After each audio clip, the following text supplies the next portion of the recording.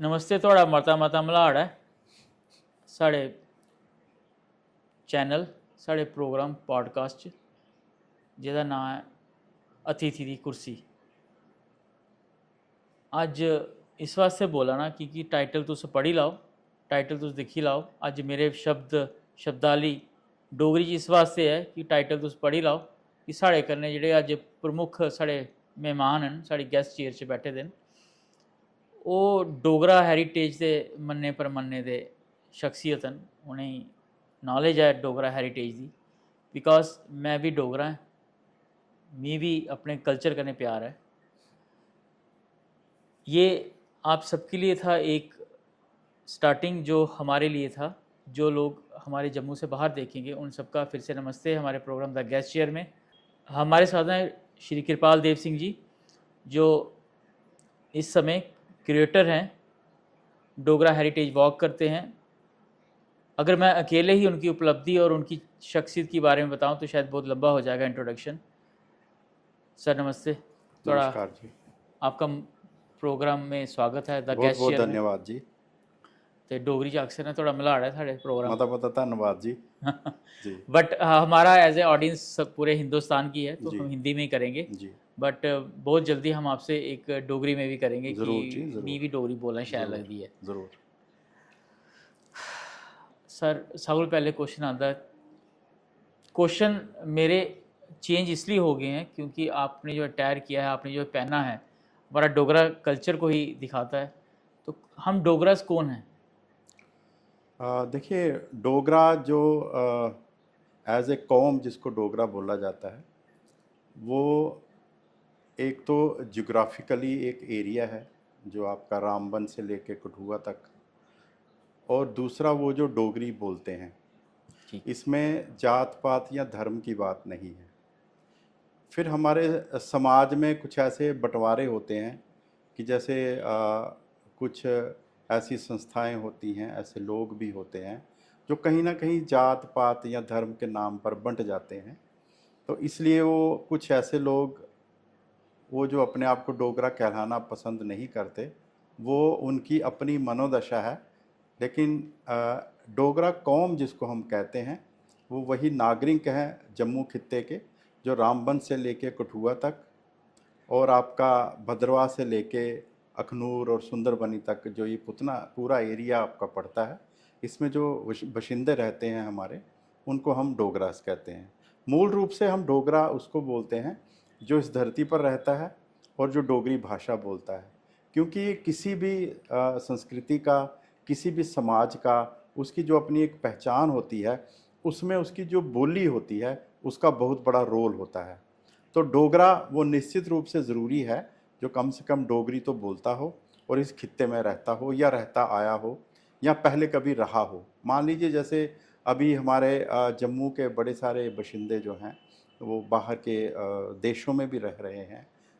हमारे जो भारत के दूसरी राज्य हैं, वहाँ पर भी रह रहे हैं, लेकिन हैं वो डोगरास, वो डोगरा ही रहेंगे जब तक कि वो खुद अपने आप को वहाँ आत्मसात ना कह लें, जी। खुद अपनी आइडेंटिटी, अपनी पहचान ना छोड़ दें, वो डोगरा ही रहेंगे। तो कम शब्दों में एक डोगरा की जो परिभाषा है वो यही है कि वो जो मैंने आपको ये खित्ता बताया, जो ज्योग्राफिकली एक एरिया बताया, और उसमें रहने वाले लोग और वो जो डोगरी बोलते हों।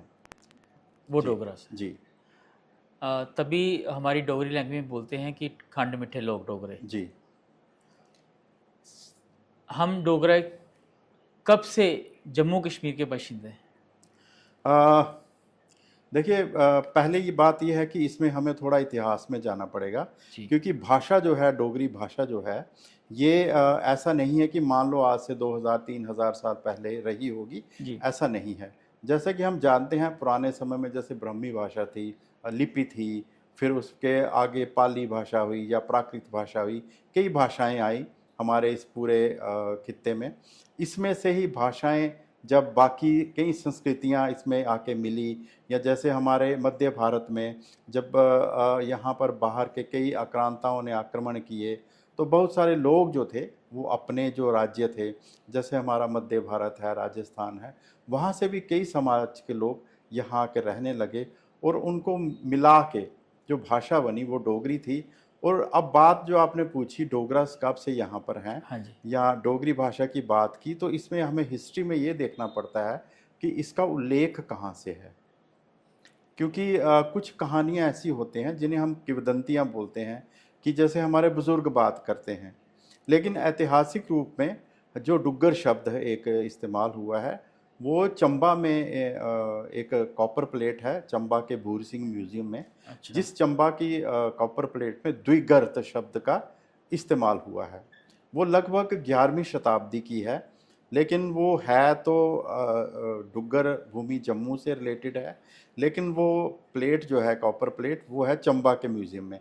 तो अच्छा। जो डुग्गर शब्द का प्रयोग हम ऐतिहासिक तरीके से बोलें तो उस प्लेट में पहले बार दुग्गर शब्द द्विगर्त बोला गया, जिसको द्विगर्त शब्द का प्रयोग जो हुआ है वो उस प्लेट में है, और वो प्लेट जो है वो चंबा के भूर सिंह म्यूजियम में है। म्यूजियम में। जी तो एक चीज़ ऐसी भी होती है कि जैसे लैंग्वेज की बात की जाती है, जी। टाकरी लैंग्वेज को डोगरा की लैंग्वेज भी बोला जाता है, क्या सही है ये? देखिए टाकरी डोगरी को लिखने का तरीका है जिसको हम लिपि बोलते लिपि हैं। बोलते हैं। जी, टाकरी को हम भाषा नहीं कहते।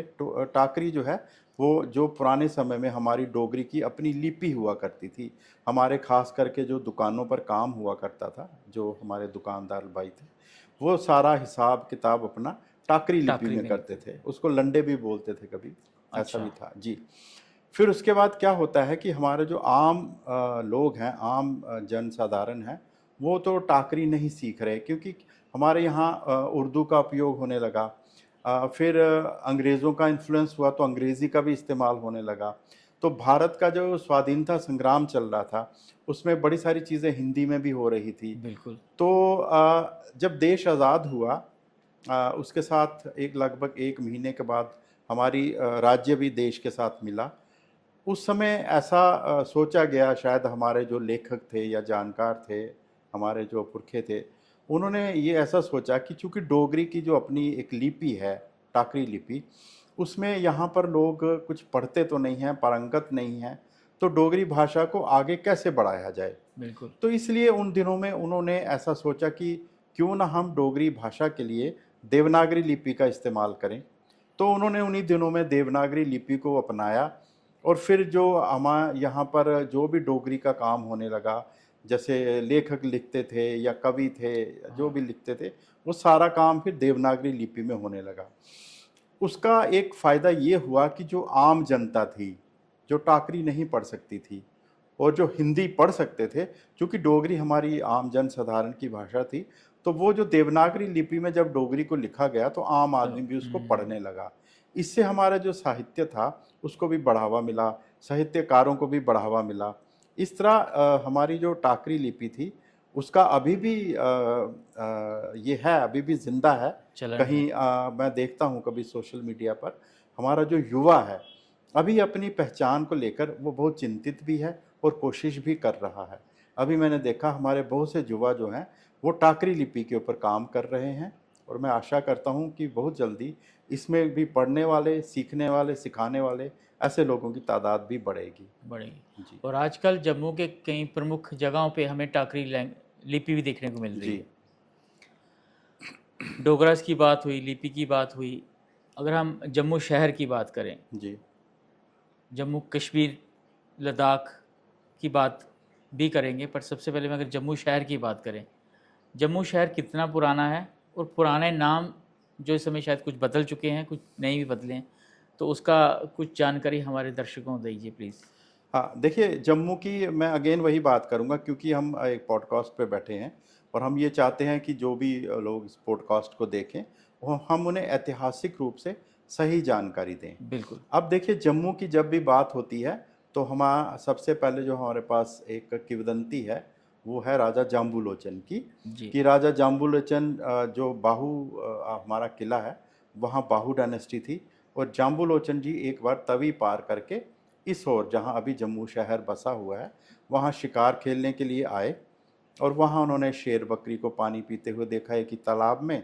तो उनके मन में आया कि ये भूमि जो है ये कितनी शांति प्रिय है, कितनी शांति है यहाँ पर, तो मुझे यहाँ पर एक नगर बसाना चाहिए। अच्छा। तो ऐसा कहा जाता है कि उन्होंने अपना महल बनाया और धीरे धीरे वहाँ पर एक शहर बना जिसका नाम जम्बू था। जम्बू था। अब इसमें एक त्रुटि ये रह गई है, जो हमारे इतिहासकार हैं या हमारे जो पुराविद रहे हैं, आर्कियोलॉजिस्ट रहे हैं, कहीं हमारी यूनिवर्सिटीज़ हैं, हमारे कॉलेज हैं, इन्होंने कभी इस बात की कोशिश नहीं की कि ये जो कि एक किंवदंती है राजा जाम्बुलेचन की, इसमें हमें कोई फैक्ट्स को लाया जाए, कोई एविडेंस को ढूंढा जाए। बिल्कुल। जी। तो अब जैसे हमारे बाहू फोर्ट है, इस इलाके में कम से कम कुछ आर्कियोलॉजिकल एविडेंस खोजने की कोशिश की जाती, या जाम्बुलोचन ने जब अपना महल बनाया तो कहाँ से शुरुआत की थी, और अगर उसने शहर बसाने की कोशिश की तो कहाँ से शुरुआत की थी, इसके बारे में किसी ने काम नहीं किया। लेकिन ये बात आगे बढ़ती रही, बढ़ती रही। राजा जाम्बुलोचन। फिर हमारे जो पीर खो में जामवंत की गुफा है, उसका नाम लेकर भी कहा गया कि जामवंत की गुफा होने के नाते भी इसको जम्मू कहा गया। तो बड़े सारे इतिहासकारों की अलग अलग मत है इसको लेकर। अगर हम ऐतिहासिक रूप में देखें तो 14वीं शताब्दी में जी। सबसे पहले राजा मालदेव जो हुए, तो किशनपुर मनवाल एक जगह है, हम जो उधमपुर से दहा रोड की तरफ सफ़र करते हैं, या हाँ जी। मान लीजिए आप कठुआ बिलावर की तरफ सफ़र करते हैं, तो उधमपुर से आगे 25 किलोमीटर करीब आके आपका मनवाल आता है। उस समय उसका जो नाम था बबोर था। बबोर। हाँ जी। बबोर की कहानी जो है वो हमारे पांडव जो युग था उनका, उनके अच्छा। साथ भी जुड़ी हुई है। तो वहाँ पर एक राजा थे मालदेव। मालदेव ने 14वीं शताब्दी में अपनी जो राजधानी थी वो मनवाल से शिफ्ट करके जम्मू में ले आए, अच्छा। और पुरानी मंडी जो है हमारी जम्मू की, वहाँ पे उन्होंने अपनी एक बारादरी बनाई। अब उनकी देखा देखी, अब चूंकि राजा आया तो साथ तो में कुछ उनके मंत्री, दरबारी, प्रजा के कुछ लोग भी आए। बिल्कुल। वहाँ पर वो धीरे धीरे एक मोहल्ला जैसा बन गया, और वो जो वहाँ पर उन्होंने एक अपना जो देव वंश था, अच्छा। देव वंश की नींव जो जम्मू शहर में उन्होंने वहाँ रखी, और वहाँ से आगे उनका जो है देव वंश आगे चला, जो फिर आपका 14वीं शताब्दी यानी लगभग आपका 1361 एडी से लेके 1812 एडी तक देववंश आपका चला। पहले वो आपका पुरानी मंडी तक रहा। उसके बाद उसमें 1710 में उसी वंश में एक राजा हुए ध्रुवदेव। राजा ध्रुवदेव ने फिर हमारी, जिसको मुबारक मंडी है, हाँ। बहुत ही हमारा एक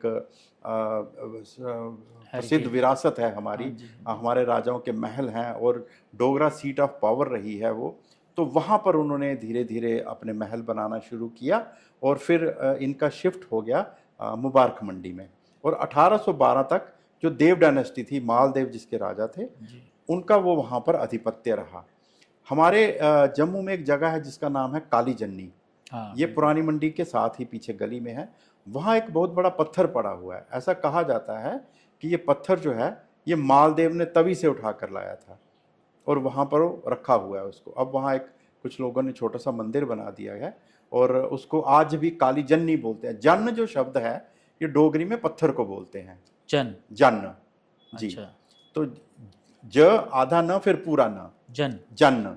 हाँ, क्योंकि हर एक डायलेक्ट की ना अपनी एक प्रोनाउंसिएशन होती है। हाँ बिल्कुल। हाँ, एक तो जन होता है आम लोग, आम लोग। ये जन्न है। जन। तो हाँ, इसको काली जन्नी बोलते हैं, क्योंकि उस समय पत्थर काला था। अब तो चूंकि वहाँ पूजा की जाती तो उसके ऊपर सिंदूर वगैरह लगा हाँ दिया बिल्कुल। गया है। हाँ बिल्कुल। जी।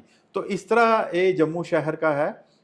ये आके आपका 1361 में राजा मालदेव आए, और 1812 तक उनका यहाँ पर जो देव डायनेस्टी थी देव दिन। आगे चल रही थी, उनका यहाँ पर राजपाट रहा। फिर 10 साल यहाँ पर लाहौर दरबार की एडमिनिस्ट्रेशन रही, और 1822 में फिर राजा गुलाब सिंह जी को यहाँ का राजपाट सौंपा गया। तो जैसे काली जन्नी की, राजा मालदेव की आपने बात बताई, अब काली जन्नी जैसे आपने बोला है, पुरानी मंडी हो गई, ऐसे हमारे जो देखने वाले दर्शक हैं उनको बताइए जहाँ पे और कौन कौन सी जगहें थी जिनके अब नाम चेंज हो गए, जी। देखिए या प्रमुख जगहों के नाम जी, अगर आप बता दें। देखिए अच्छी बात ये है कि जितने भी हमारी पुरानी जगह थी यहाँ पर, उनके नाम अभी तक नहीं बदले हैं। ये तो बहुत अच्छी बात है। जी। भारत माता चौक का बदला है, किसका? जो जिसका नाम भारत माता चौक पड़ा है इस समय। हाँ, देखिए अब ये है कि राजनीतिक दखलबाजी होती रहती है। जी। हाँ जी, राजनीतिक दखलबाजी होती रहती है। देखिए, सबसे पहले हम चलते हैं जहाँ से हमारा पुराने समय में शहर शुरू होता है, आपका मुबारक मंडी है। मुबारक मंडी एक कम्प्लेक्स है बहुत बड़ा। मुबारक मंडी को उस समय बोला गया कि यहाँ पर जो लोग रहने के लिए आए हैं उनके लिए जगह मुबारक हो।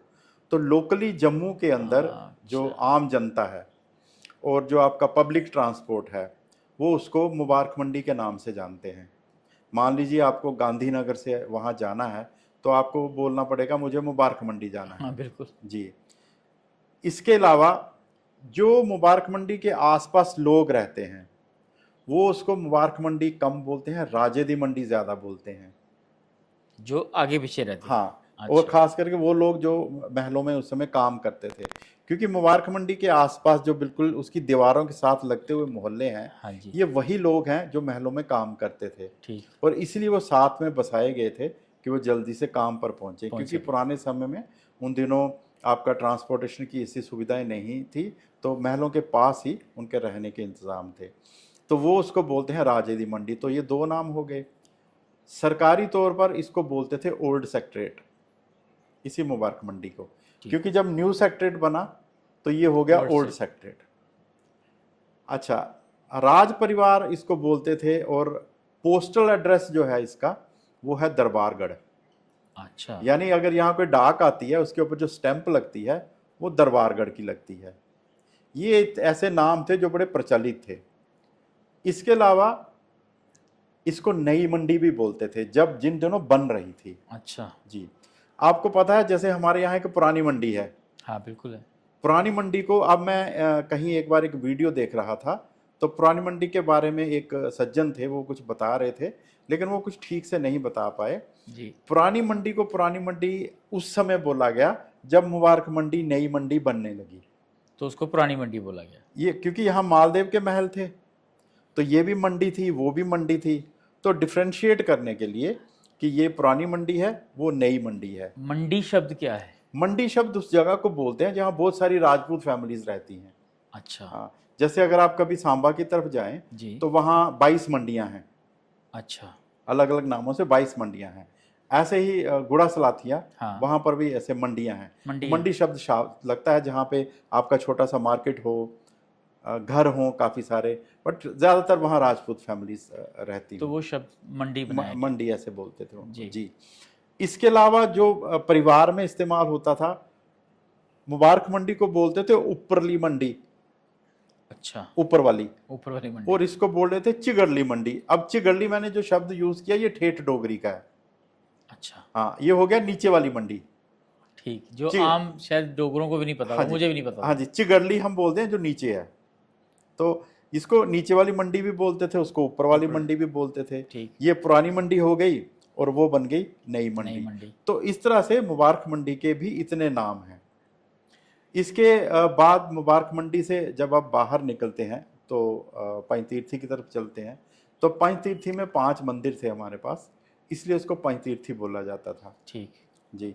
और उन दिनों हमारे पास जो पानी का सोर्स था वो था तवी, महाराजा प्रताप सिंह से पहले।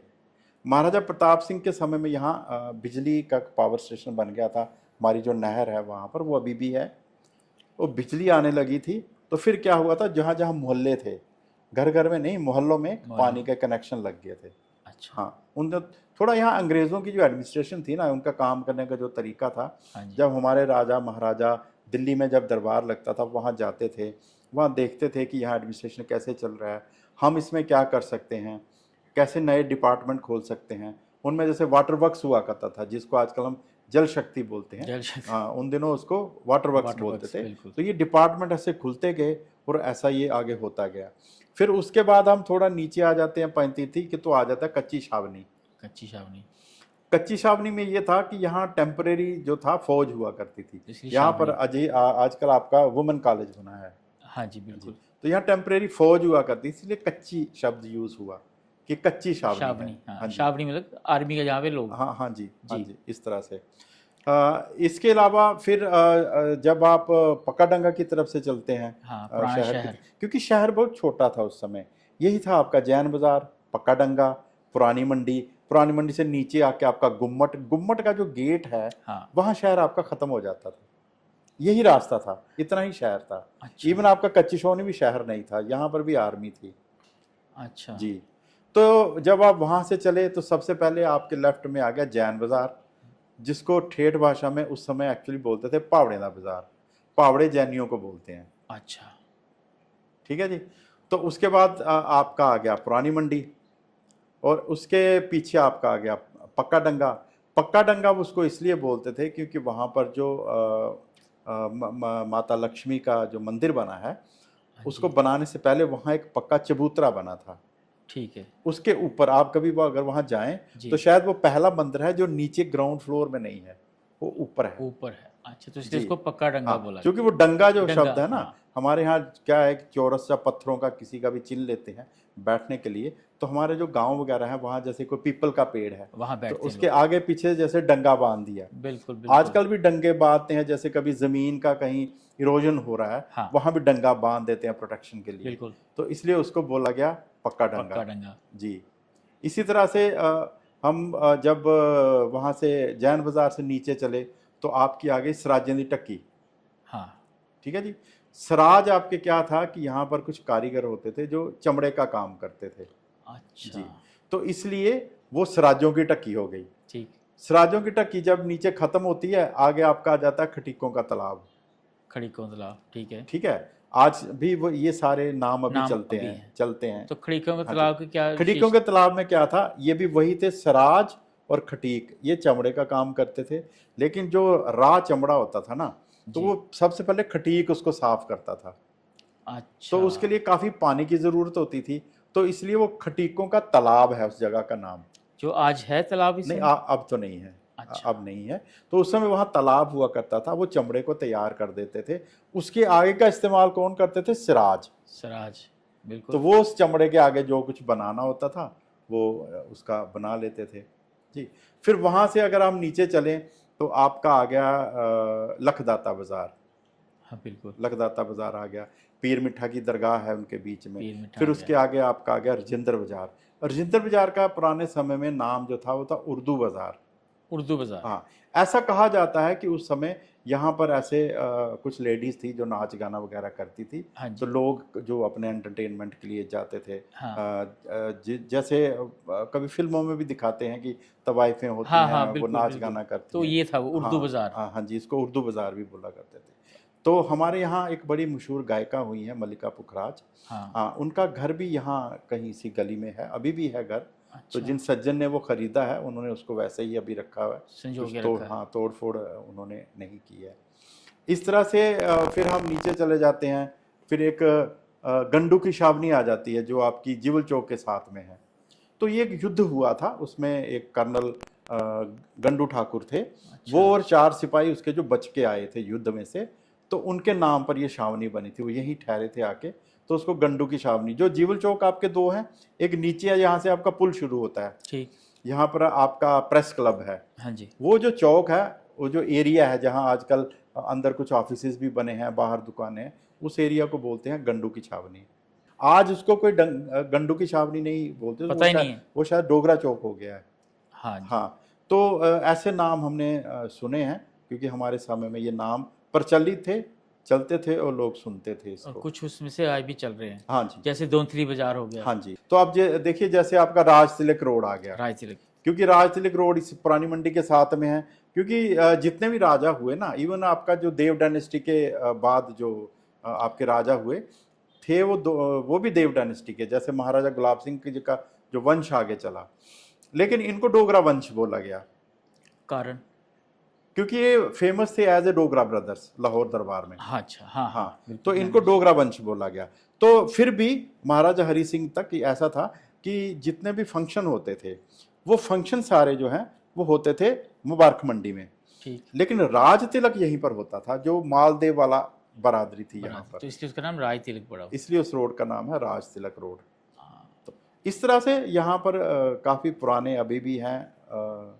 जैसे आपका पहाड़ियाँ मोहल्ला है, फिर राज तिलक रोड से जी, आगे यहाँ पहाड़ के लोग आके रहे। तो उनको पहाड़ियों और में हाँ जी, आपका उस्ताद नगर हो गया, हाँ, उस्ताद मोहल्ला हो उस्ताद गया। मोहल्ला, हाँ हाँ, जी, उस्ताद मोहल्ला में आपके जो उस्ताद थे महलों में, जो यंग प्रिंसेस थे, राजकुमार राजकुमारियाँ थी, उनको अच्छा, सिखाते थे, तो वो वहाँ रहते थे। इसी तरह से आपका ये बस स्टैंड के ऊपर वाला हिस्सा उसको कलीठ नगर रहते हैं। कलीठ नगर में कलीठ। क्या था कि जो कलीठ रियासत थी एक अखनूर में छोटी सी, तो वहाँ से कुछ परिवार यहाँ आके रहने लगे थे, तो उसका नाम कलीठ नगर हो गया। इस तरह से करके काफ़ी सारी अभी भी जो पुराने नाम हैं वो यहाँ पर चल रहे हैं। और अगर कुछ राजनेताओं की दया दृष्टि रही तो मुझे लगता है ये नाम चलते रहेंगे, और इसका हमें फ़ख्र महसूस करना चाहिए, क्योंकि यही हमारी पहचान है। मुझे जी लगता है कि बिल्कुल पहचान है। अगर कोई विरासतें हैं, कुछ परंपराएं हैं, वही हमें आगे लेके चलती हैं, वही हमारी आइडेंटिटी है। जी जी सारी बातें हो गई अपने डोगरा इतिहास के लिए, जो हम लोगों के आपके द्वारा आज अच्छी चीज़ें सुनने को मिल रही हैं। डोगरा वास्तुकला की बात करें, डोगरा संस्कृति की बात करें और डोगरा कला की बात करें, महलों से शुरुआत करेंगे, जिसका आज आपने नया नाम भी बताया। जी मैं तो मुबारक मंडी जानता था, जी। आपने बोला ऊपर मंडी, ऊपर वाली मंडी, उपरली मंडी, राजे दी Mandi, Raje Mandi, old sector, old sector, Darbargarh. Darbargarh. मुझे लगता है जी कि ऐसा नाम है कि लगता है कि कुछ था। जी तो इसकी अगर डोगरा वास्तुकला की बात करें या डोगरा कला की बात करें, या फिर हम लोग बात करें डोगराओं की रहन सहन का, कितनी छाप छोड़ती है आज भी? अ, देखिए, जितना कुछ हमने जब हम एक सरकार के लिए काम करते थे, सरकारी कर्मचारी थे, तो हमारी ड्यूटी भी थी, हम साइट्स में विज़िट भी करते थे, उसके ऊपर हम कुछ लिखते भी थे, रिपोर्ट वगैरह भी तैयार होती थी। तो हमारा जो ये धरोहर है, हमारी जो हेरिटेज है, ये बहुत ही समृद्ध है।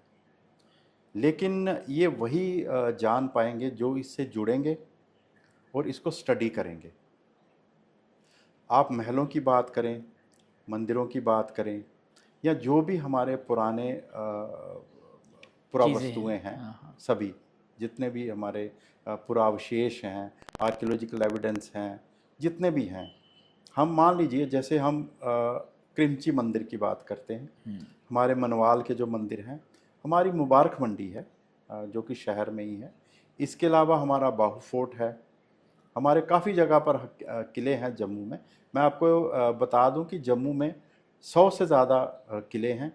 जम्मू में, सिर्फ जम्मू में 100 से ज़्यादा किले हैं। अच्छा, और हमारा जम्मू कहाँ तक होता है? जम्मू आप मान लीजिए जी, आपका भद्रवाह से लेके, मैं ये नहीं कह रहा, जम्मू की परिभाषा ये है कि आपका किश्तवाड़ से लेके अखनूर तक और कठुआ से लेके पुंछ तक आपका जम्मू है। तो उसमें 100 लेकिन किले हैं। हाँ, इसमें अब जैसे आपने बीच में एक डोगरा शब्द का इस्तेमाल किया था, हाँ बिल्कुल। तो वो थोड़ा सा एरिया मैंने कम किया था, क्योंकि अब जैसे पुंछ रजौरी के लोग हैं, ठीक है, तो जो हमारे जैसे जोरी पुंछ के लोग हैं, अभी उनको सरकार की तरफ से एक स्टेटस भी मिला है पहाड़ी होने का। अच्छा। हाँ जी, तो फिर इसीलिए मैंने आपको सुंदरबनी तक बोला, सुंदरबनी हाँ। से लेके कठुआ तक और भद्रवाह से लेके आपका अखनूर तक, ये हमारा जोग्राफिकली मोटा मोटा एरिया पड़े। बट ऐसा नहीं है कि ये लिमिटेड यहाँ तक है, इसमें फिर हमारी थोड़ा सा एरिया जो है पाकिस्तान में भी पड़ता है, हाँ। थोड़ा सा एरिया जो पंजाब का बॉर्डर है वहाँ पर भी पड़ता है। हाँ बिल्कुल। अगर डोगरास की हम बात करें, हमारा एरिया जो है, जो हिमाचल का कांगड़ा डिस्ट्रिक्ट है, वहाँ पर भी पड़ता है। तो ये डोगरा जो शब्द, डोगरी बोलना, डोगरा कल्चर, ये खाली जम्मू तक सीमित नहीं है, ये आपका पाकिस्तान में भी एरिया पड़ता है, हिमाचल में भी एरिया पड़ता है, आपका पंजाब में जो हमारा बॉर्डर के साथ लगता एरिया है उसमें भी पड़ता है आपका। अगर आप पठानकोट आपका जाएं, या आप पठानकोट के आगे जो थोड़ा सा इलाके हैं वहाँ पर आप जाएं, सहारनपुर टाइप, नहीं, सहारनपुर तो दूर है।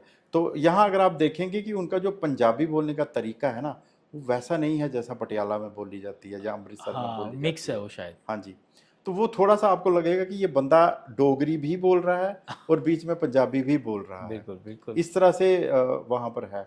तो ये अगर जम्मू की बात करें तो ये है, बट ऐसा नहीं है कि ये जम्मू तक ही सीमित है, ये हमारा पाकिस्तान में, हिमाचल में, पंजाब में, यहाँ पर हमें डोगरा लोग भी रहते हैं और हमारे डोगरी बोलने वाले भी रहते हैं जी।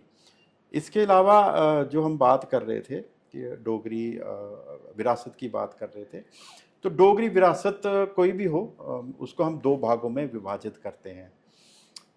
तो अंग्रेज़ी में उसको बोलते हैं टेंजिबल और इनटेंजिबल। अच्छा जी, टेंजिबल हम उसको बोलते हैं जिस विरासत को हम एक तो आंखों से देख सकते हैं वो हर समय अपने रूप में विद्यमान होती है, ठीक। उसको हम छू सकते हैं जब भी चाहें। वो होती है हमारी टेंजिबल हेरिटेज। ठीक। एक होती है विरासत इनटेंजिबल, जो कि परफॉर्मेंस मांगती है। जैसे मान लीजिए मैं डोगरी गीत गाता हूं, तो मैं आपके सामने बैठा हूं तो मैं डोगरी गीत नहीं हूं जब तक मैं उसको गाऊंगा नहीं। हाँ बिल्कुल। या मैं कोई डोगरी का नृत्य करता हूं, कुड, जैसे कुड डांस है गुड, अपना हमारा डोगरी, जी। हाँ। अब मैं अगर कुड डांस करता हूं, मेरे पास वो विरासत तो है, लेकिन मैं जब तक उसको परफॉर्म नहीं करूंगा आप उसको देख नहीं सकते। तो इस तरह की, अब जैसे मैं डोगरी खाना बनाता हूं, तो मैं जब बनाऊंगा तो आप उसको देख सकते हैं डोगरी पाखां जिसको हम हाँ बोलते जी हैं। जी। हमारा गीत हो गए, हमारे खान पान हो गए, हमारे नाच हो गए, मतलब जिसमें आपकी परफॉर्मेंस आती है। हमारी पेंटिंग हो गई, जैसे बसोली बसोली पेंटिंग। पेंटिंग। अब बसोली पेंटिंग देखिए हमारी क्या है, बसोली पेंटिंग जब आपकी बन गई, वो आपकी टेंजिबल हेरिटेज है, क्योंकि वो आपके सामने कहीं डिस्प्ले हो गई, बिल्कुल। वो हमेशा वही है। हमारा जो महल है वो हमारी टेंजिबल हेरिटेज है, वो बिल्कुल। अपने आप में कंप्लीट है, उसको किसी की ज़रूरत नहीं जरूरत है, वो नहीं। बन गई है, आप उसको छू सकते हैं, देख सकते हैं। तो इस तरह हम दो भागों में विरासत को डिवाइड बात करते हैं, टेंजिबल और इनटेंजिबल। इंटेंजिबल। अच्छा, टेंजिबल हेरिटेज से हमारा जो पूरा जम्मू का एरिया है भरपूर है, इंटेंजिबल हेरिटेज भरपूर है। अब इसमें हो क्या रहा है, जैसे मैंने आप शुरुआत की थी, हमारे क्रिमची के मंदिर हैं, हाँ। हमारे मनवाल के मंदिर हैं, हमारा लड्डन कोटली का मंदिर है। अब मैं आपके पॉडकास्ट के रास्ते ये कैसे आपको समझाऊं, कैसे बताऊं हाँ कि कितने वो खूबसूरत हैं, कितने वो भव्य हैं। उनको जाकर आप देखें तो ही आप उसको, उसकी जो भव्यता है उसको महसूस कर सकते हैं। तो ज़रूरी यहाँ पर ये हो जाता है कि कहीं ना कहीं हमारे समाज को, देखिए ये सभी चीज़ें तभी फल फूल सकती हैं या हमारे समाज में बची रह सकती हैं जब इसमें समाज के हाँ लोग हिस्सा लें। बिल्कुल। और इसलिए हिस्सा ना लें कि इससे मेरी पहचान बनती है, इसलिए हिस्सा लें कि हमें इस अपनी विरासत को बचा के बचाना रखना है। है। आप हैरान होंगे, देखिए हमारा जो लोग हमारे इतिहास पढ़ते हैं या समझते हैं, आप ये देखेंगे कि मान लीजिए उड़ीसा में एक मंदिर बना है जी। और आप जाते हैं क्रिमची, या अच्छा। आप जाते हैं, आपके खजुराहो के हमारे मंदिर बड़े प्रसिद्ध हैं, बिल्कुल। आप जाते हैं लड्डन कोटली, एक जगह है उधमपुर के पास, आप वहां पर जाते हैं, आप देखते हैं कि वैसा ही मंदिर यहां पर भी बना हुआ है। बिल्कुल। तो ये सारी चीज़ें आपको ये सोचने पर मजबूर कर देती हैं कि हमारा जो यहाँ पर विरासत है, जो बनी हुई विरासत, जो हमारा आर्किटेक्चर है उसका यहाँ लेवल पर, क्या था। लेवल क्या था और कौन लोग थे, किन्होंने ये सब इतना बनाया। और ये विरासत ऐसा भी नहीं है कि मैं करीमची का नाम लिया या लड्डन कोटली का नाम लिया या मैंने मनवाल का नाम लिया। ये विरासत आपको जम्मू में हर जगह बिखरी हुई मिलेगी। कहीं पर वो केयर में है, कहीं पर वो केयर में नहीं है, तो बर्बाद हो रही है। लेकिन विरासत आप कहीं भी जाएं, आप पुंछ में जाइए, वहाँ पर एक सखी मैदान करके जगह है, अच्छा। बहुत इंपॉर्टेंट जगह है वो। पुंछ में एक जगह है मेंढर, देखिए ये बातें कैसे जुड़ती हैं। पुंछ में एक जगह है मेंढर करके। मेंढर कौन था? मेंढर, उसका नाम मिनेडार था। मिनीटर। हाँ, वो सिकंदर का आगे सेनापति था। अच्छा। तो ये नाम इसी तरह से जुड़ते हैं। वहाँ सखी मैदान में आज भी अवशेष पड़े हुए हैं, लेकिन बदकिस्मती से उनको रिकंस्ट्रक्ट करने की कोशिश नहीं की नहीं गई। की। इसी तरह अगर आप ये देखें, हमारा राजौरी है, राजौरी में हमारे पास थन्ना मंडी में सराय है, हाँ। सॉरी चिंगस में, चिंगस में पहले सराय है, फिर उसके बाद थन्ना मंडी में सराय है। फिर आगे आप चले जाएं बफलियाज, बफलियाज से आगे आपका मुगल रोड आता है। बिल्कुल। मुगल रोड में आपको 3-4 जगह पर सराय मिलेंगी पुरानी, जिसमें आपके मुगल जो थे वो दिल्ली से जब कश्मीर जाते थे गर्मियों रुकते थे। में, तो वो वहाँ पर उन सरायों में रुकते थे, लेकिन उनकी कोई प्रॉपर केयर नहीं हो रही। टूट रहे हैं। तो इस तरह से आप भद्रवाह चले जाइए, आप डोडा में चले जाइए। आजकल सोशल मीडिया का ज़माना है, मैं देखता हूँ बड़े सारे बच्चे, पता नहीं शायद कुछ प्रभु की कृपा हो रही है कि वो बच्चे जिनके सामने कभी विरासत पड़ी होती होगी, उन्होंने ध्यान नहीं दिया। बड़े सारे युवा हैं जिन्होंने इस चीज़ को पहचाना है कि ये हमारी विरासत है। वो उसके पोस्ट बनाते हैं, फेसबुक पर डालते हैं, इंस्टाग्राम में चढ़ाते हैं। इंस्टाग्राम में चढ़ाते हैं, तो हमें भी पता चलता है कि हाँ। यहाँ पर ये विरासत है, यहाँ पर ये विरासत है। लेकिन फिर अगेन मैंने ऐसा कहा आपको कि समाज को इसमें एक जागरूकता होनी चाहिए, समाज को इसमें सरकार को ध्यान दिलाना पड़ेगा, और सरकार के भी विभाग हैं जो ऐसे काम करते हैं, उनको पूरी लगन से काम करना करना पड़ेगा, और उनको थोड़ा बाहर निकलना पड़ेगा और जाके इस विरासत को सहेजना पड़ेगा। जी, तभी हम प्राउड डोगरास बोल सकते हैं अपने जी। आप। इतिहास में महत्वपूर्ण शासक कौन थे? देखिए, फिर वही बात है, इतिहास की जब आपने बात की तो बात शुरू होगी राजा मालदेव से। बिल्कुल। अगर किंवदंतियों की बात करें तो राजा जाम्बुलोचन हमारे सबसे पहले और सबसे बड़े महत्वपूर्ण, जिन्होंने जम्मू शहर की नींव रखी, उनका नाम आएगा।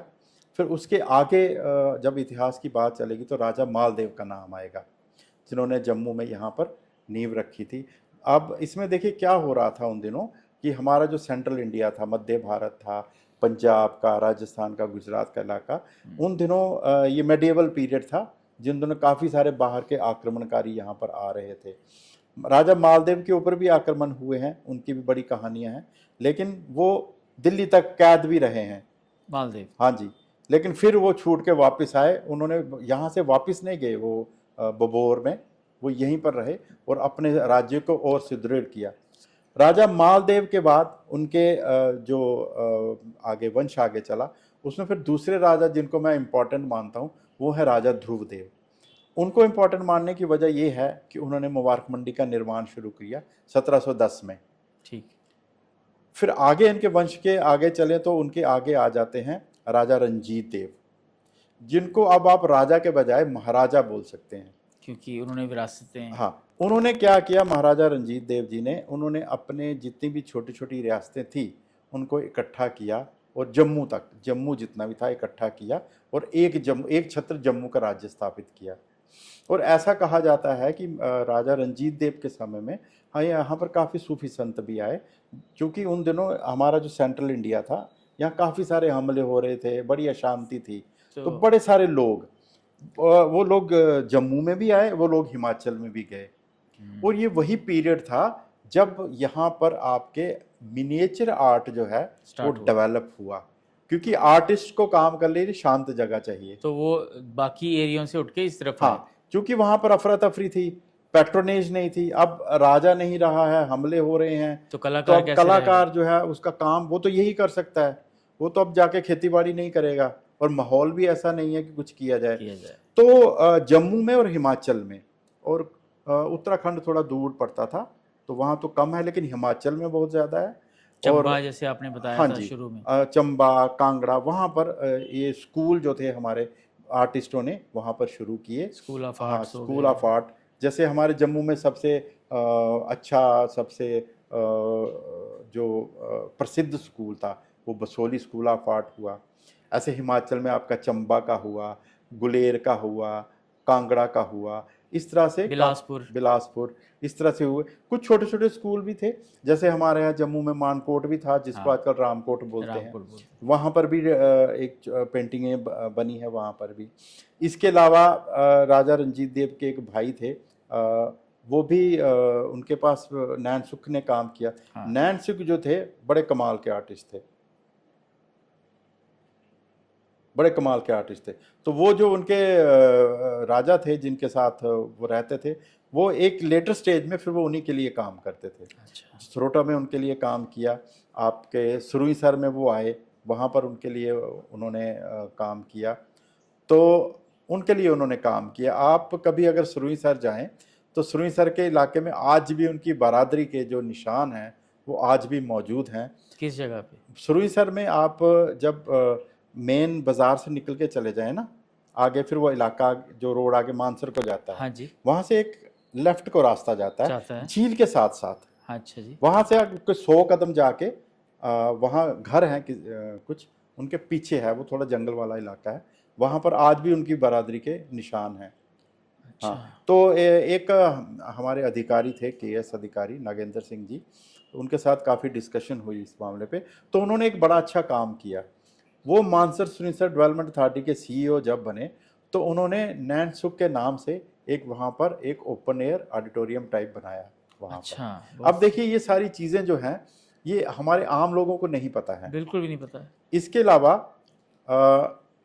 स्विट्जरलैंड की मैं बात बताता हूँ आपको। स्विट्जरलैंड में रिट्सबर्ग करके एक म्यूजियम है। अच्छा। स्विट्जरलैंड के रिट्सबर्ग म्यूजियम ने जम्मू के पेंटर नैन सुख के ऊपर एक बुकलेट निकाला है। और शायद जम्मू के लोगों को नहीं पता है। जम्मू के लोगों को यह भी नहीं पता होगा कि नैन सुख कौन था। नैन सुख जिनके लिए काम करते थे उनका नाम बलवंत देव था, राजा बलवंत देव। पहले उनके पास जागीर थी जसरोटा की, फिर वो यहीं आ गए सरुईसर में, और यहीं पे नैन सुख उनके लिए काम किया करता था। तो ये सब देखिए कितने कमाल की बातें हैं कि नैन सुख जम्मू का आर्टिस्ट है, उसने काम हिमाचल में भी किया होगा। हाँ। लेकिन उसके ऊपर एक बड़ा छोटा सा बुकलेट कहाँ निकल रहा है आपका, स्विट्जरलैंड के रिट्सबर्ग म्यूजियम में। तो ये हमारे लिए फ़ख्र की बात है। लेकिन फिर बात वहीं आ जाती है कि ये जो हमारी विरासत है, हमारी कला है, ये सिर्फ कोई सजने सजाने की डिस्कशन की चीज़ें नहीं हैं, ये अपनाने की चीज़ें हैं। आप भारतवर्ष को देख लीजिए, हम जम्मू में एक जो ये एक होता है ना, इससे कोई शहर मेट्रोपॉलिटन बन जाता है तो उसका अपना कल्चर खत्म हो जाता है। बिल्कुल। जम्मू में धीरे धीरे वो चीज़ हो रही है। है। और हमारे जो भी डोगरा परिवार हैं, डोगरा समाज है, उनकी तरफ से कोशिश नहीं हो रही। हालांकि संस्थाएं हैं हमारे पास। देखिए यूनिवर्सिटीज़ हैं। अब पहले जम्मू में एक यूनिवर्सिटी होती थी, अब जम्मू में देखिए जम्मू यूनिवर्सिटी है, श्राइन बोर्ड यूनिवर्सिटी है, राजौरी में यूनिवर्सिटी है, आपकी भद्रवा में यूनिवर्सिटी कैंपस है, उधमपुर में कैंपस है आपका, क्लस्टर यूनिवर्सिटी है। तो अब जो हमारा शिक्षा का फैलाव प्रसार जो हो रहा है ना, इसमें कहीं ना कहीं हमारे जो भी डिसीजन मेकर हैं उनको ये नज़र रखनी चाहिए कि हमारे बच्चे जो हैं, जो हमारा लोकल हेरिटेज है उसके ऊपर भी काम होना चाहिए। इसमें अब जैसे एमफिल तो नहीं रही, अब जैसे पीएचडी होती है, पीएचडी हो इसमें किसी टॉपिक के ऊपर, और वो जो काम हो वो समाज में आना चाहिए। ऐसा नहीं है रूप में। हाँ, ऐसा नहीं है कि जैसे मैंने पीएचडी की, मैंने थीसिस लिखा, आपको दे दिया, आपने देखा, यस हो गया और वो अलमारी में चला गया। बिल्कुल ऐसा नहीं होना चाहिए। दूसरा ये है कि ये उस लेवल पर भी होना ज़रूरी नहीं है कि एक बच्चा यूनिवर्सिटी में जाएगा, उस समय उसकी उम्र इतनी हो गई होती है, वो सोच रहा होता है कि अब मैंने पढ़ाई इतनी कर ली है, अब मैं कहीं जॉब करूं छोटी मोटी, ठीक है ना। घर परिवार का भी प्रेशर होता है, शादी भी करनी है, कोई छोटी मोटी नौकरी भी होनी चाहिए। तो ये मुझे लगता है कहीं ना कहीं हमें मिडिल क्लास से शुरू करना पड़ेगा। मिडिल क्लास से बच्चों को, जैसे कभी समर हॉलीडेज होते हैं, विंटर हॉलीडेज होते हैं, तो उनको छोटा सा प्रोजेक्ट देना है। वो बड़ा लंबी उनको कहानी नहीं सुनानी, छोटा सा प्रोजेक्ट देना है कि भाई आप जहाँ पर रहते हो, शहर में अगर आपको ना भी मिले तो आपके गांव कहीं, आपके दादा नानका कहीं कोई ऐसे रहते हैं, वहाँ की विरासत के ऊपर लिखिए। बिल्कुल, कुछ लिख कर लाइए, विरासत को जानिए, पहचानिए। और ये समर वेकेशन हॉलीडेज इस तरह से होने चाहिए। जैसे मान लो कभी 2-3 छुट्टियां साथ में आ जाती हैं, तो कोई छोटा सा टॉपिक दे दिया। मैं आपको एक अपना पर्सनल इसमें एक्सपीरियंस बताता हूँ। मैं बड़ी सारी बातें जो आज आपके साथ कर रहा हूँ, मैंने ये कहीं पढ़ी नहीं है। अच्छा। मेरी माता जी थी पहाड़ से थी, वो जजर कोटली से थी, तो मेरे पिताजी अखनूर साइड से थे। अच्छा। तो ये कुछ प्रभु इच्छा ऐसी होती है कि मैं बचपन में जब जाता था गांव में, क्योंकि उन दिनों समाज में इतनी आधुनिकता नहीं थी, तो बचपन में जब हम गांव में जाते थे तो वहाँ हम ऐसे देखते थे कि ये क्या हो रहा है। और दूसरा मुझे एक थोड़ा शौक लग गया था फोटोग्राफी का। अच्छा। तो उन दिनों जो कैमरे होते थे रील वाले, तो फोटोग्राफी होती थी, हालांकि वो खर्चे वाला काम होता था, लेकिन एनी हाउ हम करते थे। तो एक अच्छी कलेक्शन बनी। अच्छा, फिर कोई एक्टिविटी होती देखने, अच्छा ये क्यों होता है, अच्छा इसलिए होता है। तो माताजी मुझे बहुत कुछ बताते थे, सिखाते थे। अब चूंकि वो एक गांव थी, पहाड़ से भी थी, तो घर में हमारे भी ना, जैसे कोई दिन है, आजकल तो कुछ ऐसा होता नहीं इतना, आज मस्या है, आज कास्ती है, इसमें ये होता है, इसमें वो होता है। जैसे खासकर हमारे लोहड़ी जो है, लोहड़ी में हमारे क्या होता था, हमारे घरों में जितने बच्चे होते थे उनके लिए ड्राई फ्रूट के हार बनते थे। बिल्कुल। वो उनके गले में डाले जाते थे। अच्छा, फिर हमारा लोहड़ी में जो छज्जा डांस होता था, ग्रुप्स आते थे लड़कों के, जिनके घर में शादी हुई होती थी या कोई बच्चा पैदा हुआ होता था, तो वहां पर वो छज्जा लेके नाचते थे, गाते थे, डोल के साथ। हाँ जी। फिर वो छज्जा होता था, साथ में कोई बड़ा ग्रुप होता तो हरण होता था, साथ में हिरन डांस होता था। फिर रात को क्या होता था, आग जलाई जाती थी और उसके ऊपर से कूदते थे। ठीक। इसमें एक डंडारस भी होता था, एक तीसरा डांस होता था डंडारस। अच्छा। वो लकड़ी की स्टिक्स के साथ करते थे। वो सब हमने देखा, ये कोई मैं बहुत पुरानी बात नहीं सुना रहा हूँ कि हमने वो सब देखा हुआ है। हाँ, तो उसके बाद क्या हुआ, जब मैं इस विभाग में गया तो हमने कुछ वहाँ एक्टिविटीज शुरू की, तो मैं सारी चीजें वो जो थी ना रिवाइव वो की। मैं एक्सप्लेन कर पाया, रिवाइव कर पाया, मैं बता पाया, क्योंकि मैंने किससे सुना था, मदर से। मदर से, तो मदर जो थी वो पूरी एक पीछे से ट्रेडिशन लेके आ रहे थे। और उसी ट्रेडिशन को आपने हाँ, निभाया। तो मुझे काफ़ी सारा घर में ये माहौल मिला। फिर जैसे हम कभी अपने रिश्तेदारी में जाते थे तो दोनों तरफ गांव थे, यहाँ अखनूर में भी, अखनूर, जजरकोट में भी, जजरकोट। तो वहाँ एक्टिविटीज़ होती थी, राड़े लगते थे। अभी पिछले महीने जो हमारा जो गया है हाड़ महीना हाँ, देसी का, उसमें राड़े लगते थे, राड़े का होता था, तो उनके साथ हम भी शामिल हो जाते थे। तो हमें पता होता था यार ये राड़े होते हैं, इसको ऐसे करते हैं, फिर इस दिन इसको उखाड़ते हैं, फिर इसको नदी में प्रवाहित करते हैं, फिर हम वहाँ बैठ जाते हैं, फिर हमने कुछ बनाया होता था पकवान वगैरह, वो वहाँ बैठ के खाते थे। तो नौकरी के दौरान जब मैं डोगरा आर्ट म्यूजियम में मेरी पोस्टिंग थी, तो मैं जब वहाँ इंचार्ज बना डोगरा आर्ट म्यूजियम का, तो इंचार्ज के रूप में एक क्या होता है कि थोड़ी सी आपको ना एक आज़ादी मिलती है, इंडिपेंडेंस मिलती है, जो एज ए सबॉर्डिनेट आपके पास नहीं होती। तो मैंने दो चीज़ें वहाँ शुरू की। एक तो हमने एक कॉमन लेटर बनाया और जम्मू के जितने भी स्कूल थे, स्कूल, कॉलेज कॉलेजेस। और यूनिवर्सिटी, इसमें सबको डेली हमने, मतलब हमें ऐसा था कि हमें कहीं से भी स्कूल का एड्रेस मिला उसको पोस्ट कर देना। अच्छा, अखबार में जैसे मान लो किसी स्कूल का कोई इशू आया है, पेपर कब होने हैं, ये होना, हमने अच्छा ये स्कूल है, इसका एड्रेस नोट करो, डालो इनको। इनको भेज दो, क्योंकि हमें तो नहीं पता कहाँ कौन सा स्कूल है, जैसे ही पता, और फिर उसका हम रिकॉर्ड रखते थे, क्योंकि दोबारा भी कुछ भेजना पड़ेगा तो भेज सकते हैं। अच्छा, फिर क्या हुआ कि कॉलेज बड़े सारे खुल गए। एक टाइम ऐसा आया था जब हाँ, हमारे पास बच्चे कम थे, कॉलेज ज़्यादा हाँ, हुए थे। हमारे यहाँ 4 डिस्ट्रिक्ट नए बने, कॉलेज बड़े खुल गए, फिर वहाँ भेजना शुरू किया। फिर एक एडिशनल बात मैंने ये की कि मुबारक मंडी जो है हमारी, वहाँ पर मैंने हेरिटेज वॉक शुरू की। हाँ, हेरिटेज वॉक का मकसद ये था कि भाई ये जो मुबारक मंडी है ये क्या है। अब सब लोग मैंने देखा कि आते हैं मुबारक मंडी घूमते, कभी मैं भी जैसे कहीं बाहर खड़ा हूँ तो आते जाते मुझे भी लोग पूछते थे ये क्या है, ये क्या होता है, तो मुझे पता नहीं था। तो एक क्यूरोसिटी जो होती है ना, खासकर हमारे जो बच्चे होते हैं छोटे, क्यूरोसिटी जो है ना वो आपको बहुत सिखाती है। और दूसरा होती है अकाउंटेबिलिटी। हाँ, अकाउंटेबिलिटी मतलब कि मैं किसी विभाग में काम कर रहा हूँ, इसके बारे में अगर कोई मुझसे कोई सवाल करता है तो मुझे उसका पता होना चाहिए। वो चाहे मेरे डिपार्टमेंट ने मुझे सिखाया नहीं सिखाया है, मुझे पता होना चाहिए। क्योंकि आपकी फील्ड है। जी, क्योंकि जो आदमी आ रहा है मुझसे पूछने, वो ये उम्मीद लेके आया है कि ये बंदा इस विभाग में काम करता है, तो भाई इसको ही अगर नहीं पता होगा तो किसको पता हाँ, होगा। हाँ, तो वो एक मेरे मन के अंदर था। मैंने कई सारी चीज़ें, और भी ये लंबी कहानी हो जाएगी, कई सारी चीज़ें मैं सिर्फ इसलिए तैयारी कर लेता था कि मुझे कोई पूछ ना ले। हाँ, और मुझे तब आना चाहिए। आना चाहिए, मेरे पास जवाब होना चाहिए। अब देखिए डोगरा आर्ट म्यूजियम क्या था, वहाँ पर वीआईपीज बहुत आते थे, कभी मंत्री आ रहे हैं, कभी सीएम आ रहे हैं, गवर्नर आ रहे हैं, तो इस सब लोगों को हमने अटेंड किया हुआ है। तो अच्छा, वहाँ फिर आपका ये नहीं चलता कि हाँ सर पता नहीं ये कैसे ऐसे वैसे, वहाँ नहीं चलता। आपको वहाँ जवाब देना है, और जवाब आपने देना है तभी जब आपने पहले वहाँ का राउंड लिया है, आपको पता है ये कौन सी चीज़ है, इसका क्या मतलब है, क्योंकि पूछने वाला आपको कुछ भी पूछ सकता है। हाँ, क्योंकि उसकी क्यूरियोसिटी है। जी, और इसके पीछे मेरा और एक मकसद ये था, मैंने मुबारक मंडी और म्यूज़ियम में जितना भी डिस्प्ले था, मैंने उसके साथ कुछ कुछ कहानियाँ जोड़ दी। अच्छा, कहानियाँ इसलिए जोड़ दी कि जो आ रहा है यहाँ, अगर मैं मान लीजिए मुबारक मंडी में हमारे पास एक चाड़की महल है, चाड़की महल में उसके सामने मैंने खड़ा कर दिया, उसको बोला ये चाड़की महल है।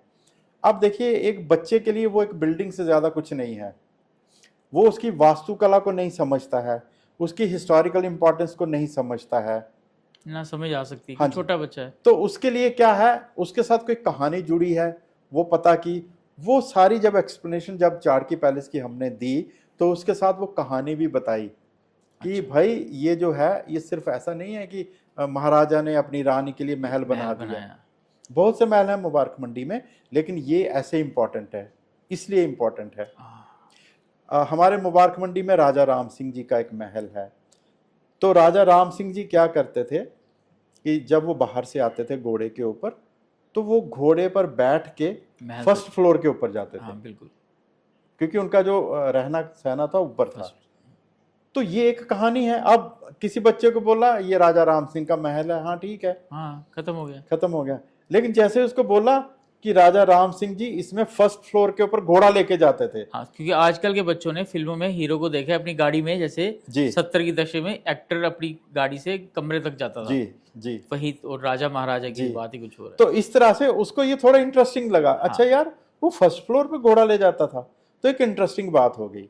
अब जैसे रानी चाड़की का पैलेस है, है। तो उसका मैंने नाम डाल दिया जम्मू का ताजमहल, अच्छा। कि महाराजा प्रताप सिंह जी की वो थर्ड वाइफ थी। उन्होंने जब उसके साथ शादी की, और वो ऑर्डिनरी विलेज गर्ल थी वीरपुर से, वो कि राजकुमारी वगैरह नहीं थी। तो महाराजा प्रताप सिंह जी ने जब उनके साथ शादी की तो बड़ा भव्य वो महल बनाया।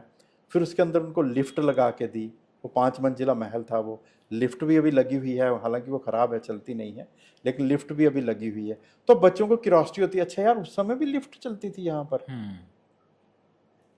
फिर मेरे एक मित्र थे, वो बेसिकली अमेरिका से आए थे और यहाँ पर कुछ वो प्रोजेक्ट कर रहे थे अपना। मेरी मित्रता उनके म्यूजियम आने से शुरू हुई, पहले नहीं थी। अब क्या हुआ कि वो कभी कभी आ जाते हैं और ये कहानियां सुनते रहते हैं। तो उन्होंने डोगरी में एक लाइन सीखी थी, मुझे ऐसे बोलते थे, आज पीछे जाना है। अच्छा। पीछे जाने का मतलब था कि मुबारक मंडी घूमनी है। तो मैंने उनको बहुत बड़ी बार पूछा कि यार 10 बार तो आप देख चुके हो, लेकिन मैं उसको मना भी नहीं करता था। उसके बाद जब उनका प्रोजेक्ट पूरा हुआ तो वो चले गए यहाँ से।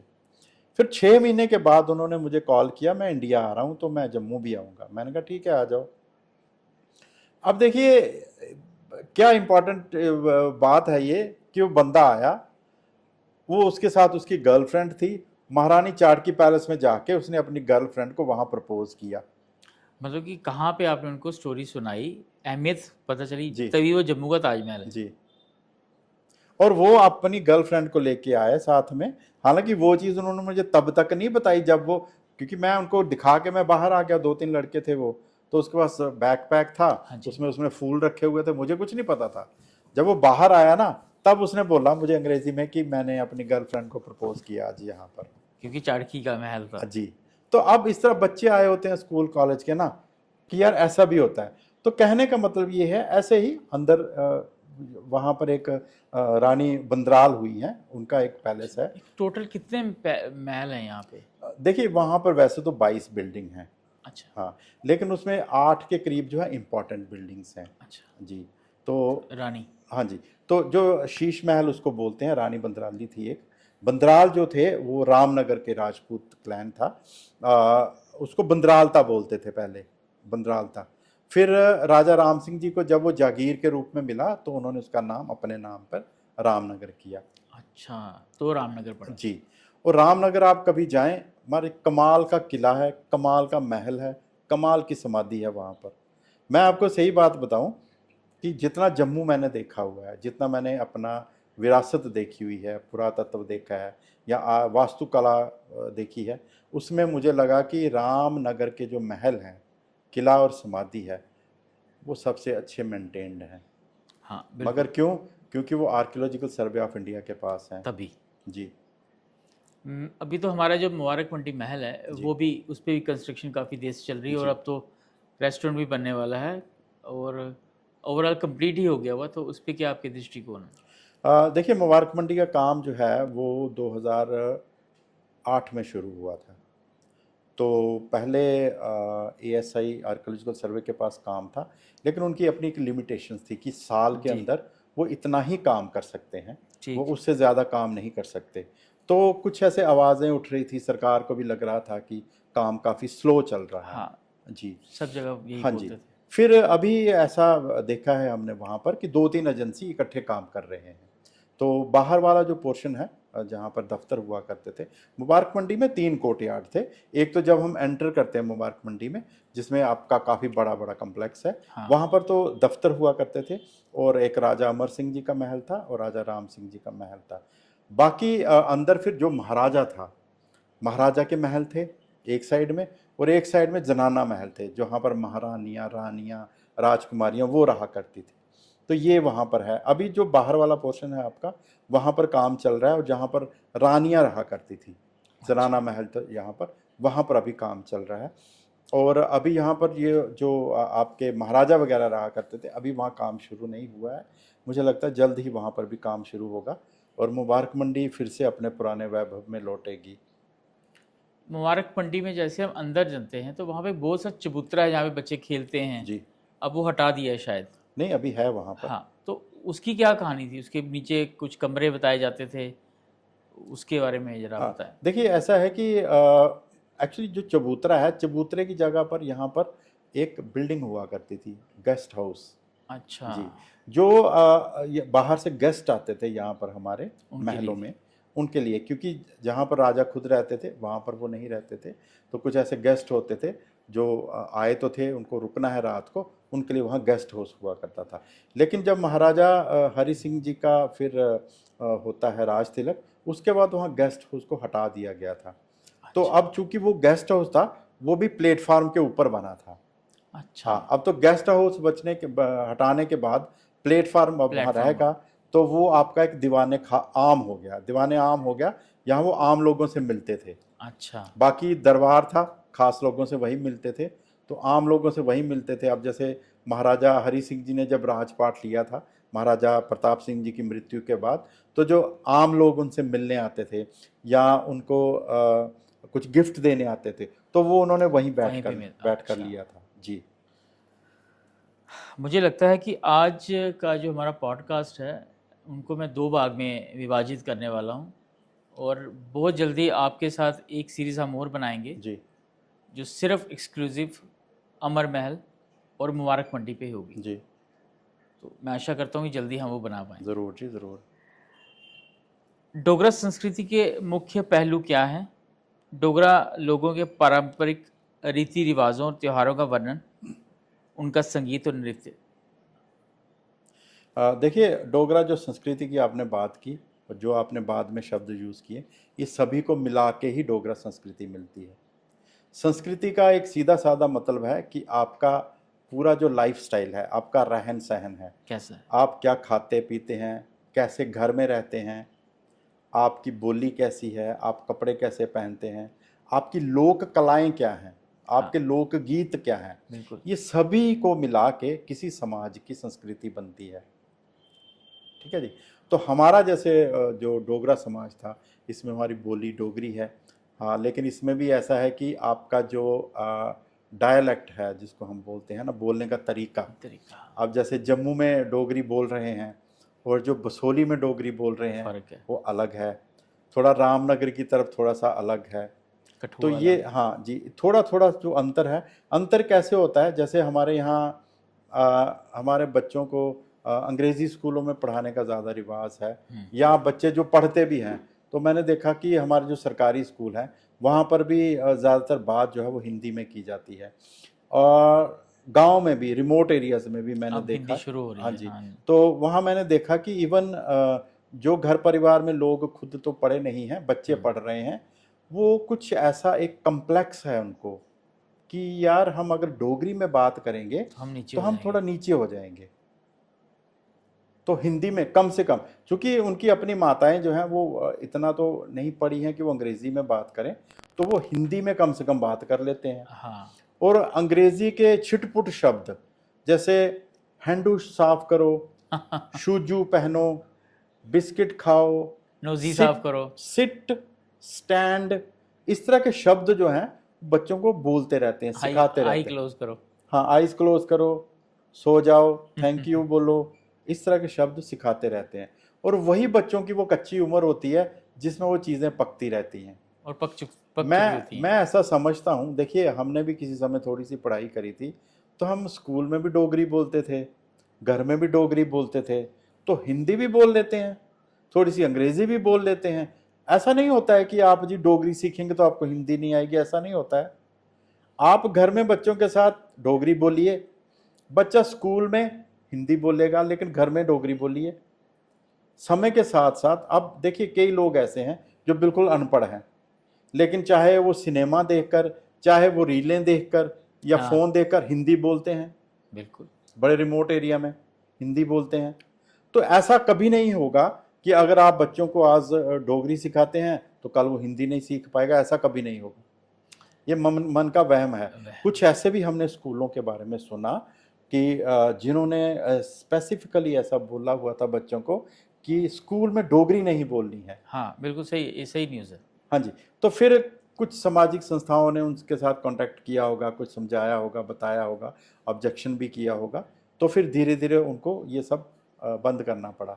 तो कहने का मतलब ये है कि आपके पॉडकास्ट के माध्यम से ये संदेश भी हम दे रहे हैं कि इस पॉडकास्ट का एक मकसद भी तो है ना, हम जनता को कुछ बताना चाहते हैं। हाँ, खाली मकसद ये नहीं है कि हमने घंटा या सवा घंटा बात पॉडकास्ट पे बात कर ली। जितनी कोशिशें आप कर रहे हैं, आपकी कोशिश का ये मकसद है कि ये चीज़ हमारे समाज को चाहिए, इस चीज़ की हमारे समाज को ज़रूरत है।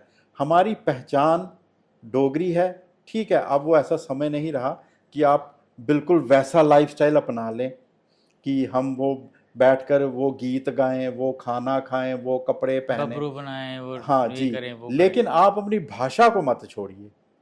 आप किसी को इम्प्रेस करने के लिए, सिर्फ इम्प्रेस करने के लिए आप हिंदी या अंग्रेजी मत बोलिए। हाँ, अब जैसे कोई आदमी है, उसको अगर बाहर का आदमी है कहीं का, उसको अगर डोगरी नहीं आती है, आप हिंदी बोलिए। तभी हम पॉडकास्ट ये हिंदी में ही कर रहे हैं। जी वेरी सुन हम अच्छा डोगरी च भी करके। जी जी।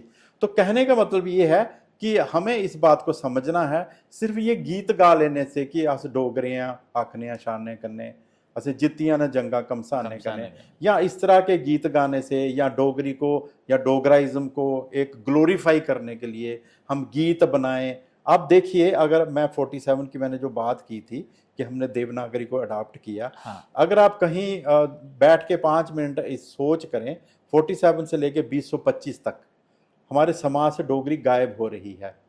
हाँ ठीक है, बावजूद इसके कि हमारे पास डोगरी के लेखक हैं, कवि हैं, हर तरह के लोग हैं। क्यों? क्योंकि हमारे समाज में डोगरी बोली नहीं जा रही, हम बच्चों के साथ नहीं बोल रहे। कवियों और लेखकों के सहारे कभी भी किसी भाषा का विकास नहीं हुआ, जब तक कि वो हमारी जो यंग जनरेशन है वो उसको नहीं बोलेगी, बिल्कुल। और जब तक ये हमारे जो रोजगार के साधन हैं उनके साथ नहीं जुड़ेगी। ये तभी जुड़ पाएगी जब इसको कोई बोलने वाला होगा। स्कूल में देखिए, अभी मैं कभी भी देखता हूँ बड़े सारे बच्चे जिन्होंने डोगरी में हायर स्टडीज़ की हैं, उनको ऐसा होता है कि हमारे लिए कोई अपॉर्चुनिटीज़ कम हैं, टीचर्स की, लेक्चरर्स की। भाई अब देखिए, आपके बच्चे तो डोगरी नहीं बोल रहे, डोगरी अगर कहीं सब्जेक्ट है तो बच्चे सब्जेक्ट वो नहीं ले रहे, नहीं ले रहे। है ना। मजबूरी में किसी को जैसे कोई सब्जेक्ट लेना है, वो चलो। सोचता है चलो मैं डोगरी ले लेनी है, तोले पास हो आगे, ऐसे करके, तो उस तरह से वो ले रहे हैं। अब जब आपके पास बच्चे नहीं हैं पढ़ने के लिए, तो फिर टीचर की पोस्टें या लेक्चरर की पोस्टें भी कहाँ से आएंगी? हाँ तो जहाँ जितना बच्चा होगा तो कुदरती आपको वहाँ टीचर रखना पड़ेगा।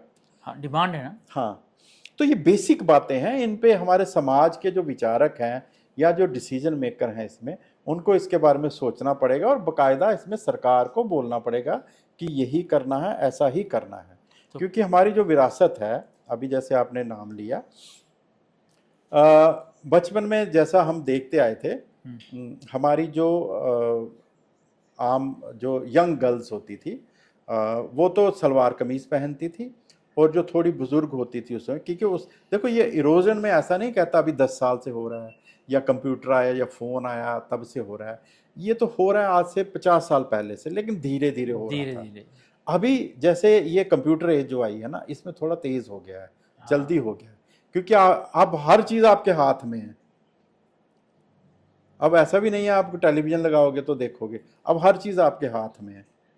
तो हम देखते थे जो हमारी लेडीज थी, उनका भी जो कुर्ता होता था वो भी कटन्ना, जिसको चूड़ीदार पजामा बोलते हैं, सुथन। हाँ सुत्थन बोलते हैं, वो पहनते थे। और उसमें जो ब्लू कलर होता था वो बड़ा अच्छा। इंपॉर्टेंट होता था, ब्लू कलर। हाँ, मतलब ब्लू कलर एक रिवाज का हिस्सा था। वैसे आप कोई भी पहनिए, बट ब्लू कलर जो था वो रिवाज का हिस्सा था। ये तो काफी इंटरेस्टिंग बात बता हाँ रहे जी। हैं आप मुझे। इसके अलावा फिर उनकी जो शर्ट होती थी उसको भी कॉलर होता था छोटा सा, हाँ उनको कॉलर होता था। और जो आगे आपकी बाजू का जो आगे बंद होता बंद था, उसको भी बटन लगा हुआ होता था। हाँ, हमारी दादी पहनती थी। हाँ जी। इसके अलावा फिर नैंतियाँ, कैंठे, हंसली, जो भी उस समय के आभूषण होते थे वो पहनते थे। अच्छा, जो आम लोग थे, यंग लोग थे, वो पजामा कुर्ता सिंपल पहनते थे। और जो थोड़े बुजुर्ग होते थे वो फिर आ जाते थे सुत्थन के ऊपर, कटन्ने के ऊपर। सुत्थन वर्ड हम लेडीज के लिए यूज करते थे, कटन्ना हो गया जेंट्स के लिए, जिसको तो चूड़ीदार। आपने आज क्या पहना है? मैंने आज कोशिश की है जी अपना डोगरी जो अटायर है, क्योंकि हमारी जो डोगरी ड्रेस है वो यही है, चूड़ीदार पजामा है। अच्छा, ये और चूड़ीदार पजामा है, हाँ जी, ये कुर्ता है। हाँ जी, पर जैसे आपने बताया कि बंद है। अच्छा, आप औरतों का भी बता रहे थे, उनके भी कॉलर हाँ, होते, ऐसा एग्जैक्टली ऐसा कॉलर नहीं होता था, थोड़ा छोटा होता था, जो भी है। थोड़ा छोटा कॉलर होता था उनका, और मगर कॉलर होता था, और यहाँ से बंद हो जाता था बटन लगा के। अच्छा। जैसे आजकल औरतों के होते हैं ना, शर्ट उन्होंने हाँ पहनी हाँ है हाँ। खुली है, नहीं वो बटन यहाँ से बंद करना पड़ता था उनको। अच्छा। अच्छा, हाँ जी। फिर स्पेशल तरह के गहने होते थे। अब तो बुगदियों वाला हार होता था एक, वो पहनते थे। ज्यादातर औरतें उसको पहन को बड़े शौक से पहनती थी। अब जैसे कान में वो पहनते थे, नाक में पहनते थे, और नाक के यहाँ पर भी एक होता था, उसको बरलाक बोलते थे। अच्छा, ये हमारा डोगरा कल्चर का, वहाँ बिल्कुल, और ये तो आई फैशन चल रहा है। हाँ जी। अब मैं एक बार पोस्ट डाली थी कि देखिए कि आज एक लड़की ने, यंग लड़की ने हाँ बरलाक डाली है, हाँ। और एक तरह का फैशन है, जबकि ये हमारे यहाँ पूरा रिवाज हुआ करता था, क्योंकि नाक को यहाँ से सीकर यहाँ से भी सीते थे। अब देखिए, मैं आपको एक बात बताऊं कि जब हम कभी किसी संस्कृति की बात करते हैं ना, तो कभी संस्कृति ऐसी होती है वो आपके पर्टिकुलर एरिया में नहीं होती, सिर्फ वो उस एरिया के साथ, उस क्लाइमेट के साथ, उस जियोग्राफी के साथ लगते हुए जो और इलाके होते हैं ना, वहां पर भी वो पनप रही होती है। अब मैं अगर पजामा की बात करता हूँ या चूड़ीदार पजामा की बात करता हूँ, तो भारत के बड़े सारे हिस्सों में ये पहना जाता है, ये सिर्फ बिल्कुल। डोगरा ड्रेस नहीं है।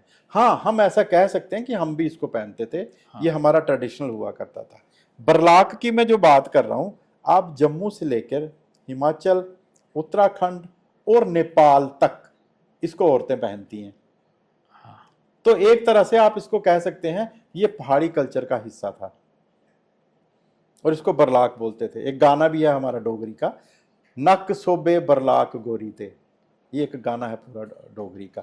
तो अच्छा। ऐसा होता था। अब देखिए, डोगरा जो प्रदेश है हमारा, यहाँ क्या है, पहाड़ हैं, वादियाँ हैं, झरने हैं, पानी है, नदियाँ हैं। तो कुदरत का यहाँ, प्यार है यहाँ हाँ, पे। तो यहाँ पर क्या है कि जो गीत लिखने वाले थे ना, वो भी सारे प्रेमी, प्रेम से जुड़े हुए गीत लिखते थे।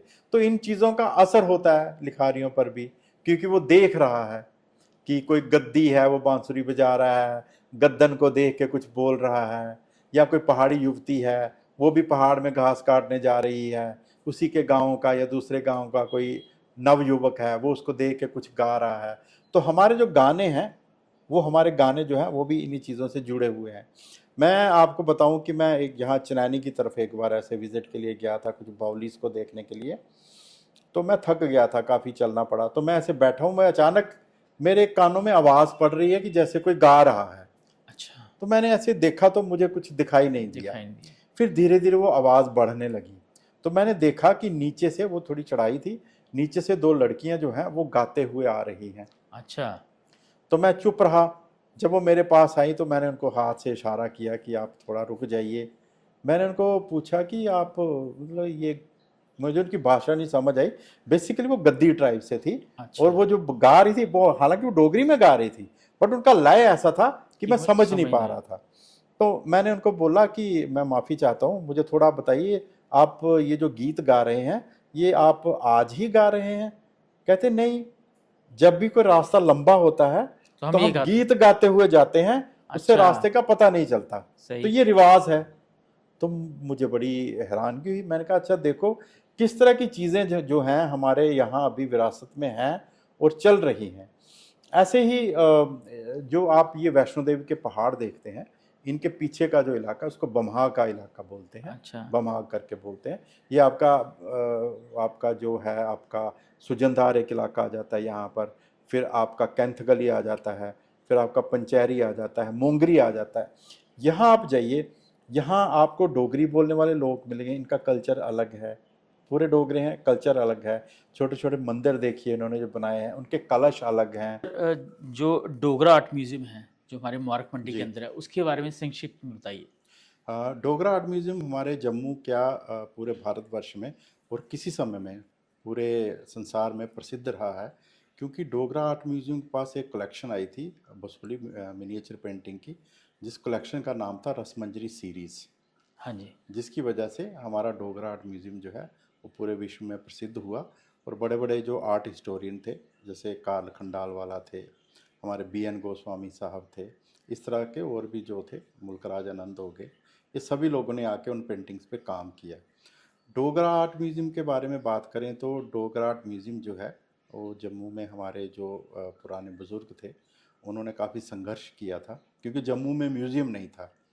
तो 1954 में 1954 में जम्मू में डोगरा आर्ट गैलरी के नाम से म्यूज़ियम सेटअप हुआ था, जी। जो कि हमारे न्यू सेक्टेड के पास में गांधी भवन में था। ठीक। वहाँ पे ये सेटअप हुआ था। और फिर उसके बाद 1991 में 1991 में ये शिफ्ट हुआ था मुबारक मंडी में। अच्छा। जी। तो डोगरा आर्ट म्यूज़ियम में बड़ी अच्छी कलेक्शन है, जिसमें सबसे प्राइम जो सबसे बड़ी कलेक्शन है और जिस वजह से डोगरा आर्ट म्यूज़ियम हमारा जाना जाता है, वो है मिनिएचर पेंटिंग की कलेक्शन। इसके अलावा डोगरा आर्ट म्यूज़ियम में हमारे पास हर तरह की कलेक्शन है, जिसमें हमारे पास वेपन्स की बड़ी अच्छी कलेक्शन है। पुरानी जो गन्स होती थी, कितने तरीके की गन्स जब बनना शुरू हुई थी, राइफल्स, वो हैं। इसमें हमारे पास ज्वेलरी की बड़ी अच्छी कलेक्शन है, कॉइन्स की बड़ी अच्छी कलेक्शन है, मैन्युस्क्रिप्ट्स की बड़ी अच्छी कलेक्शन है। इसके अलावा हमारे पास टेराकोटा के 4 पीसीस हैं, स्कल्पचर्स हैं जो हमें अखनूर से और बसोली से मिले हैं। तो कुल मिला के हमारे म्यूज़ियम के पास काफ़ी अच्छी कलेक्शन है। लेकिन ये है कि वहाँ थोड़ी जगह की कमी होने के कारण जो हमारी पूरी कलेक्शन है, वो या नहीं दिख मान लीजिए 50% भी जो है वो डिस्प्ले में नहीं आ पाती है। तो जिसकी वजह से लगभग 20% कलेक्शन है वही डिस्प्ले में हमारी रहती है। और मिनिएचर पेंटिंग की बात करें तो हमारे पास जो रसमंजरी सीरीज़ है, वो देवीदास एक पेंटर हुए हैं, हाँ जी। बहुत मशहूर, उन्होंने बनाई। और जब ये पेंटिंग पहली बार हमारे म्यूज़ियम में आई, तो चूंकि इनके ऊपर टाकरी में लिखा हुआ था। लिपि थी, हाँ। हाँ जी। और डोगरी की जो लिपि थी टाकरी, उसमें लिखा हुआ था। तो शुरू में जो कुछ नए स्कॉलर्स जिन्होंने इसको स्टडी किया, तो इन्होंने इसको माना कि ये तिब्बतन पेंटिंग है, क्योंकि वो अच्छा। टाकरी को हाँ। तिब्बतन स्क्रिप्ट पढ़ रहे थे। लेकिन फिर जब ये बातें काफ़ी दूर दूर तक फैलने लगी और बड़े बड़े जो स्कॉलर थे यहाँ पर आए, उन्होंने फिर इसको जब डिसाइफर किया, तो पता चला कि ये तो टाकरी है और ये पेंटिंग जो है रसमंजरी सीरीज़ की है। तो इस तरह से ये हमारे पास लगभग 74 पेंटिंग्स हैं हमारे पास डोगरा आर्ट म्यूज़ियम में, सिर्फ रसमंजरी सीरीज़ की। और इसके अलावा भी काफ़ी सारी पेंटिंग्स हैं, मिनिएचर पेंटिंग जो है डोगरा आर्ट म्यूज़ियम में जी। हमारे पास हैं। तो काफ़ी अच्छा म्यूज़ियम है, हमें जाना चाहिए वहाँ पर, और बच्चों को ज़रूर लेके जाना चाहिए। और जो स्कूल कॉलेज हैं उनके स्पेशल यहाँ पर टूर होने चाहिए as a study tour. Museum में जब भी आप जाएं, चाहे स्कूल्स कॉलेज हों या आप बच्चों के साथ जाएं, तो ऐसा है कि घूमने के मन से पर्पस ना से ना जाए, जाएं। उसके पर्पस से ना जाएं कि हम घूमने जा रहे हैं तो म्यूज़ियम देख। म्यूज़ियम जो है वो एक non formal way of education है।